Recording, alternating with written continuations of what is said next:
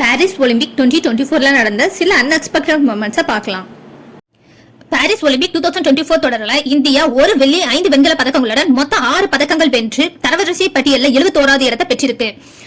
கடந்த முறை 2020 ஆண்டு டோக்கியோல நடந்த ஒலிம்பிக்ல இந்தியா ஒரு தங்கம் 2 வெள்ளி 4 வெண்கல பதக்கங்களுடன் மொத்தம் 7 பதக்கங்களுடன் தரவரிசை பட்டியலில் 48வது இடத்துல இருக்கிறது குறிப்பிடத்தக்கது. மேலும் ஒலிம்பிக்ல நடந்த சில சுவாரஸ்யமான சம்பவங்களை பற்றி பார்க்கலாம். இந்தியாவை சேர்ந்த வினேஷ் போகத் மல்யுத்த போட்டியில் 50 கிலோ எடை பிரிவில் இறுதி சுற்றுக்கு தகுதி பெற்ற முதல் இந்திய மல்யுத்த வீராங்கனைங்கிற பெருமையை பெற்றிருக்காங்க. இறுதி போட்டியில தங்கத்தோட வருவாங்கன்னு எல்லாரும் எதிர்பார்த்தோம். ஆனா எதிர்பாராத விதமா 100 கிராம் அதிகமா எடை இருந்ததால அவங்க தகுதி நீக்கம் செய்யப்பட்டாங்க. அவங்க தரப்புல இருந்து வெள்ளி பதக்கத்துக்கு மேல்முறையீடு செய்த அவரது மனு தள்ளுபடி செய்யப்பட்டது. அதன் பிறகு மனமுடிந்த வினேஷ் போகத் ஓய்வினை அறிவிச்சிட்டாங்க. அல்ஜீரியாவை சேர்ந்த இமான் ஹெலிஃப் ஒலிம்பிக் குத்துச்சண்டை போட்டியில முதல் ஆட்டத்திலே வெற்றி பெற்றாங்க. அவங்களை எதிர்கொண்ட இத்தாலி வீராங்கனை ஆஞ்சலினா காரினி போட்டி தொடங்கிய 46 வினாடிகளிலேயே போட்டியை விட்டு விலகிட்டாங்க. இது ஒலிம்பிக் குத்துச்சண்டை போட்டியில அபூர்வமா நடக்கக்கூடிய விஷயம். இமானே ஹெலிஃப் ஆல்ரெடி 2023 உலக சாம்பியன்ஷிப்ல பாலின தகுதி சோதனையில தோல்வியுற்றிருக்காங்கிறது குறிப்பிடத்தக்கது. இந்த தடவை ஒலிம்பிக்ல அவங்க பங்கேற்றது ரொம்பவே பேச்சு பொருளா இருந்தது.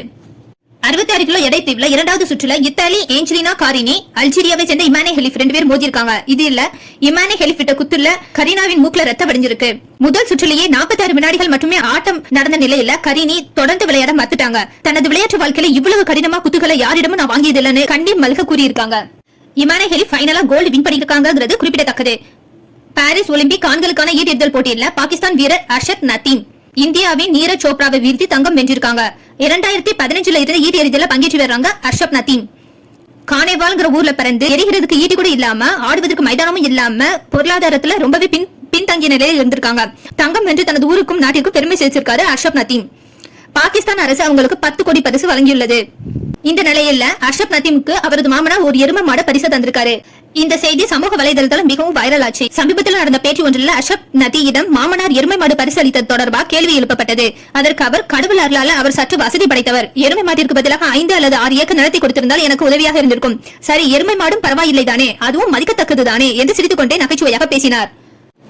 ஒலிம்பிக் உலகின் மிகவும் பழமையான மற்றும் பெரியதொரு விளையாட்டு திருவிழா. ஒலிம்பிக்கில் பதக்கம் வெல்வது என்பது உலக விளையாட்டு வீரர்களின் அதிகபட்ச கனவு. இக்கனவு ஆரம்பித்தது இன்று நேற்றல்ல. கிட்டத்தட்ட 27 ஆண்டுகளுக்கு முன்னரே விளையாட்டு வீரர்கள் ஒலிம்பிக் கிரீடம் குறித்து கனவு கண்டுள்ளனர். பண்டைய ஒலிம்பிக்கின் வரலாறு இன்றைய நவீன ஒலிம்பிக்குடன் சற்று வித்தியாசமானது. இயேசு கிறிஸ்து பிறப்பிற்கு 776 ஆண்டுகளுக்கு முன்னர் கிரேக்க நாட்டில் இருந்த ஒலிம்பியாவில் ஒரு நாள் போட்டியாக ஒலிம்பிக் போட்டி துவங்கியுள்ளது. கிரேக்கர்களின் கடவுளாக கருதப்படும் ஜிஎஸ் மற்றும் கரானாஸ் ஆகியோரை வழிபட்டு அவர்களை அமைதிப்படுத்தும் ஒரு விழாவாகவே பண்டைய ஒலிம்பிக் நடத்தப்பட்டுள்ளது. ஒலிம்பிக் போட்டிகள் தொடங்குவதற்கு கிரேக்கத்தில் பல்வேறு புராண காரணங்கள் வழங்கப்படுகின்றன. அவற்றில் ஒன்று சிஎஸ் கரனஸ் என்னும் 2 கிரேக்க கடவுள்கள் பூமியை யார் ஆள்வது என்று போட்டியிட்டனர் என்றும் அந்த போட்டியில் வெற்றி பெற்ற சிஎஸ் வெற்றியை கொண்டாடும் பொருட்டு ஒலிம்பிக் போட்டியை தொடங்கி வைத்தார் என்றும் கூறப்படுகிறது. இதனை புகழ்பெற்ற கிரேக்க கலைஞர் பிண்டார் என்னும் தனது படைப்பில் மேற்கோள் காட்டியுள்ளார். பண்டைய ஒலிம்பிக் போட்டிகள் ஆண்கள் மட்டுமே பங்கேற்றனர். பெண்கள் போட்டியை காணவோ பங்கேற்கவோ அனுமதிக்கப்படவில்லை. போட்டிகளில் வெற்றி பெற்ற வீரர்களுக்கு வெற்றியின் சின்னமாக ஆலிவ் இலைகளாலான கிரீடத்தை அணிவிக்கப்பட்டு கௌரவிக்கப்பட்டனர். ஒலிம்பிக் போட்டிகள் நடைபெறும் பொழுது வன்முறை மற்றும் போர் உள்ளிட்டவை நடைபெறக்கூடாது என்பதில் மிகவும் கவனம் செலுத்தப்பட்டது. பண்டைய ஒலிம்பிக் போட்டிகளில் கலந்து கொண்டவர்களை கிரேக்கத்தில் ஆந்த்லோஸ் என்று அழைக்கப்பட்டனர். ஆந்த்லோஸ் என்பது மருவி தற்பொழுது ஆங்கிலத்தில் அத்லெட்ஸ் என்று அழைக்கப்படுகின்றது. ஜிம்னாஸ்டிக் என்ற சொல் கிரேக்க சொல்லான ஜிம்னோஸ் என்பதிலிருந்து உண்டானது. ஜிம்னோஸ் என்றால் நிர்வாணம் என்று பொருள். ஜிம்னாசியம் என்றால் நிர்வாண உடற்பயிற்சி என்று பொருள். பண்டைய ஒலிம்பிக் தோன்றிய புதிதில் விளையாட்டு வீரர்கள் நிர்வாணமாக பங்கேற்றனர் என்பது குறிப்பிடத்தக்கது. ஒலிம்பிக் போட்டிகளுக்கு முன்பு சுடரேற்றும் பழக்கம் பண்டைய ஒலிம்பிக்கிலும் பிற்படுத்தப்பட்டது. கிரேக்கர்களின் ஒலிம்பியா ஹெஸ்டியா ஆலயத்தின் பலிபீடத்தில் ஒலிம்பிக் போட்டி தொடக்கம் முதல் முடியும் வரை ஒரு புனித நெருப்பு எரிந்து கொண்டிருந்தது. அச்சுடர் சூரியனின் ஒளியிலிருந்து ஏற்றப்பட்டு போட்டிகள் முடியும் வரை அணையாமல் பாதுகாக்கப்பட்டது என்பது கிரேக்கர்களின் வரலாறு. ஸ்டேடியன் என்றால் கிரேக்கத்தில் சுமார் 600 அடி தொலைவை குறிக்கும். முதலில் கிமு 776 ஒலிம்பிக் போட்டி நடந்த பொழுது 600 அடி தூர ஓட்டப்பந்தயம் நடந்தது. அந்த விளையாட்டிற்கு ஸ்டேடியன் என்று பெயர் வழங்கப்பட்டது.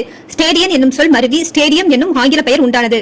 கிமு 490 கிரேக்க பெர்சிய நாடுகளுக்கு இடையே நடந்த போரின் பொழுது பெர்சிபரஸ் என்னும் கிரேக்க போர் வீரர் கிரேக்க படையின் வெற்றி செய்தியை போர் நடந்த இடத்திலிருந்து ஏதென்ஸ் நகருக்கு ஓடி வந்து அறிவித்தார். காலணிகள் இல்லாமல் வெறுங்கால்களுடன் ரத்தம் வலிய அவர் ஓடி வந்த தூரம் சுமார் 25 மைல்கள். வெற்றி செய்தியை அறிவித்தவுடன் பெர்சிபிடஸ் அங்கேயே விழுந்து இறந்தார். பெர்சிபிடஸின் வீரத்தை போற்றும் விதமாக 1896 நடந்த நவீன ஒலிம்பிக் போட்டிகளில் 25 மைல் தூர அளவிலான ஓட்டப்பந்தயம் அறிமுகப்படுத்தப்பட்டது. அதுவே தற்போதைய மராத்தான் ஆகும். பண்டைய ஒலிம்பிக்கில் ஒரு போட்டிக்கு ஒரு வெற்றியாளர் மட்டுமே. போட்டியில் வெற்றியாளர்களுக்கு முதற்கட்டமாக ஆலிவிலை கிரீடமும் பிற்காலத்தில் தங்க பதக்கமும் வழங்கப்பட்டது. போட்டியில் வெள்ளி பதக்கம் வெண்கல பதக்கம் கிடையாது. ஒலிம்பிக் போட்டியை விளையாட்டு மத நம்பிக்கை அற்றவர்களின் கலாச்சாரம் என்று கூறி கிரேக்க அரசரான தியோடோடியஸ் கிபி 393 தடை செய்தார். நவீன ஒலிம்பிக்கின் தந்தை என்று அழைக்கப்படும் பியர் டி குபர்டின் என்னும் பிரான்ஸ் நாட்டு பிரபுவின் நீண்ட முயற்சிகளின் விளைவாய் ஒலிம்பிக் மீட்டெடுக்கப்பட்டது. இவரது கடின முயற்சியால் சர்வதேச ஒலிம்பிக் கமிட்டி 1894 சுவிட்சர்லாந்தில் உருவாக்கப்பட்டது. ஏப்ரல் 6, 1896 அன்று நவீன ஒலிம்பிக் போட்டிகள் கிரேக்கத்தில் ஏதென்ஸ் நகரில் கோலாகலமாக தொடங்கி இன்று நாம் கொண்டாடும் நவீன ஒலிம்பிக்கின் புத்துணர்வு பெற்றது. பாரிஸ் பாரா ஒலிம்பிக் 2024ல இந்தியா 7 தங்கம் 9 வெள்ளி 13 வெண்கலம்னு மொத்தம் 29 பதக்கங்களை வென்று தரவரிசை பட்டியல்ல 18வது இடத்தை பிடிச்சிருக்கு. பாரா ஒலிம்பிக் 2024ல முதல் 3 இடத்துல சைனா, இங்கிலாந்து, அமெரிக்கா இருக்கிறது குறிப்பிடத்தக்கது. பாரா ஒலிம்பிக் சிறு வரலாறு. 1950ல டாக்டர் லூவிட் குட்மேன்ங்கிற மருத்துவர் பிரிட்டன்ல ஸ்டோக் மாண்டேவில்ங்கிற பிளேஸ்ல ஒரு ஹாஸ்பிட்டல் திறந்திருக்காங்க. அவங்களுடைய பர்த்டேவை செலிப்ரேட் பண்ற விதமா காயமடைந்த வீரர்களுக்கு ஒரு விளையாட்டு போட்டி நடத்திருக்காங்க. அதுவே பிற்காலத்துல பாரா ஒலிம்பிக்கா மாறி இருக்கு. பாரிஸ் பாரா ஒலிம்பிக் கோலாகலமா நடந்துட்டு வர நிலையில இந்திய வீராங்கனைகள் பல பதக்கங்களை வென்றிருக்காங்க. தமிழகத்தை சேர்ந்த சில வீரர்களும் பதக்கத்தை வென்றிருக்காங்க. குறிப்பிட்டு சொல்லணும்னா துளசிமதி முருகேசன், மணிஷா ராமதாஸ், நித்யஸ்ரீ ஆகிய மூவரும் ஒரு வெள்ளி 2 வெண்கல பதக்கங்களை வென்றிருக்காங்க. வெள்ளி வென்ற துளசிமதி என்ன சொல்றாங்கன்னு பாக்கலாம். இறுதி போட்டியில சீன வீராங்கனையின் தோற்றத்துக்கு வருத்தமா தான் இருக்கு. ஆனா நான் தங்கத்தை இறந்து விட்டேன்னு நினைக்கல. வெள்ளியை வெற்றிருக்கேன். அடுத்த முறை இன்னும் சிறப்பா ஆடுவேன்.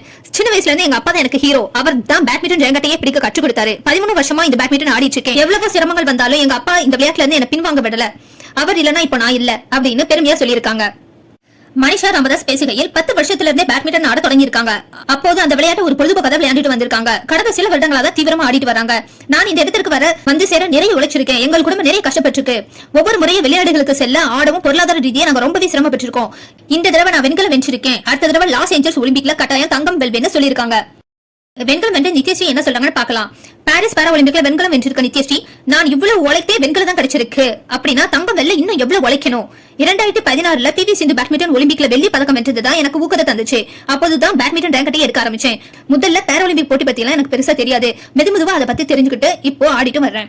3 வருஷமா வீட்டை விட்டு பிரிஞ்சு லக்னோல இருந்து பயிற்சி எடுத்தேன். அது ரொம்பவே கஷ்டமான காலம். ஆனா இந்த வெண்கலம் அந்த கஷ்டத்தை எல்லாம் மறக்கடிச்சிருச்சு. அடுத்த தடவை லாஸ் ஏஞ்சல்ஸ் இன்னும் சிறப்பா ஆட்டத்தை வெளிப்படுத்துவேன் அப்படின்னு சொல்லியிருக்காங்க.